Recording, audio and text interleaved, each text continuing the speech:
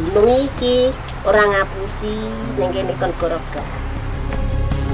Halo gengs, balik lagi Danum Story. Thank you udah mampir di channel ini. Hari ini gue mau bahas cerita gunung terangker yang ada di Pulau Jawa. Siapa di antara kalian yang memang pernah naik gunung atau memang hobinya naik gunung? Pasti ada lah beberapa di antara kalian yang memang hobi senang naik gunung. Nah, cerita yang mau gue bahas kali ini adalah cerita misteri Gunung Lawu, gengs.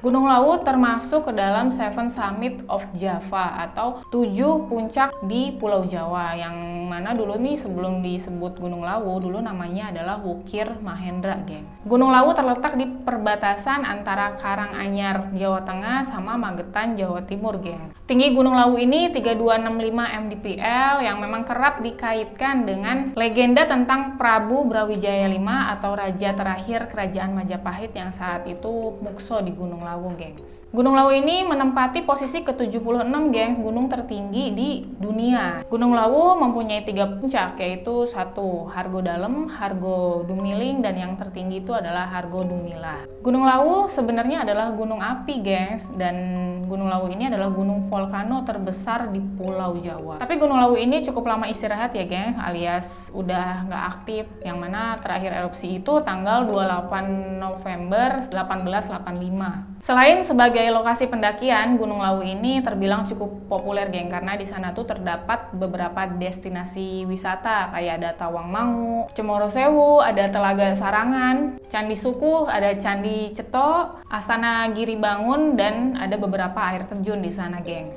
Sejarah Gunung Lawu ini kerap dikaitkan dengan legenda yang menyelubungi masa lalu, di mana keberadaan Candi Sukuh dan Candi Ceto ini seolah menjadi pertanda bahwa Gunung Lawu ini terhubung dengan kerajaan Majapahit saat itu. Ada cerita yang menarik, gengs, dimana kalangan pendaki sih pasti pada udah tahu ya, gengs, ya, kalau ada seorang nenek yang berjualan di atas Gunung Lawu, yaitu tepatnya di Hargo Dalem. Nah, nenek ini bernama Mbok Yem. Mbok Yem ini sudah berjualan kurang lebih 15 tahun, gengs. Mbok Yem ini berjualan di sana sangat membantu untuk para pendaki yang memang pas sampai atas tuh kehabisan logistik ya, gengs, ya. Dan selama 15 tahun ini dikabarkan Mbok Yem ini pulang nih cuma setahun sekali, yakni pas Idul Fitri, menurut berita kayak gitu, gengs. Coba, gengs, lo bayangin gimana rasanya tinggal di atas gunung gitu, berjualan, dan udah nenek-nenek juga gitu, kayak ya udah memang udah biasa 15 tahun ya kan. Dan Mbok Yem ini nggak pernah digangguin sama hal-hal mistis di sana gitu. Hebat kan? Oke, gengs, kita lanjut. Jadi kisah misteri yang paling santer di Gunung Lawu ini yaitu adalah jalur pendakian lewat jalur Ceto, geng, disebutnya, yang mana katanya di sana ini ada pasar setan, geng. Cerita ini pun udah nggak asing, geng, untuk para pendaki di Gunung Lawu. Jadi ada sebuah pasar yang nggak kasat mata, gengs. Nah, lokasinya ini di jalur Candi Ceto di lereng Gunung Lawu, yang mana di sana tuh ada lahan yang ditumbuhin ilalang, gengs. Kalau ngomongin soal jalur Candi Ceto, memang jalur ini tuh jalur paling cepat dan paling pendek menuju Gunung Lawu, gengs. Tapi sekaligus jalur ini tuh adalah jalur paling berbahaya. Soalnya tanjakan-tanjakan di jalur ini tuh cukup terjal. Jurang curam juga di pinggiran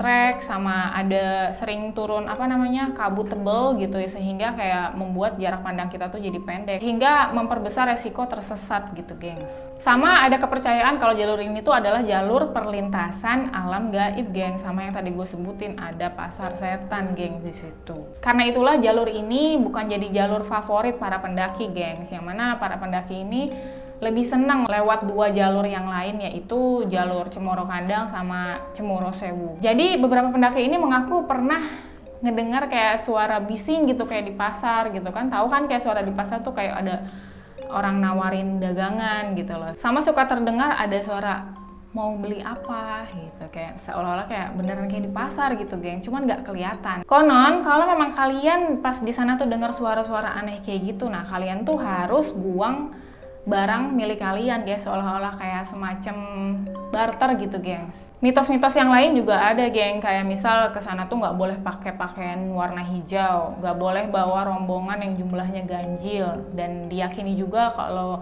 kita datang ke sana mandi di sendang yang ada di sana itu katanya bermanfaat, bagus gitu, gengs. Nah, ada juga sosok yang berwujud harimau, geng, yang diyakini sebagai penunggu Gunung Lawu. Konon kehadiran macan lawu ini dianggap sebagai pertanda buruk, geng, tapi bisa jadi pertanda baik juga bagi orang yang datang ke sana untuk mencari ilmu ke Gunung Lawu, gengs. Ada juga misteri tentang sosok burung jalak, gengs, yang mana burung ini sering muncul di pos 2 di Cemoro Sewu sama di Cemoro Kandang, gengs. Konon burung ini nih dipercaya nemenin pendaki sampai ke puncak Gunung Lawu. Tapi kalau pendaki ini mengganggu bahkan berniat untuk nangkep burung ini, maka pendaki ini diyakini akan tersesat bahkan bisa jatuh ke jurang, gengs. Nah, ada cerita, geng, cerita kesaksian. Ada seorang komika ya, geng, yang bernama Zawin Nur. Pada saat itu dia ceritain kisah horornya dia pas lagi naik Gunung Lawu, gengs. Ceritanya pas Zawin sama temennya ini di pos 3 menuju ke pos 4, dia nih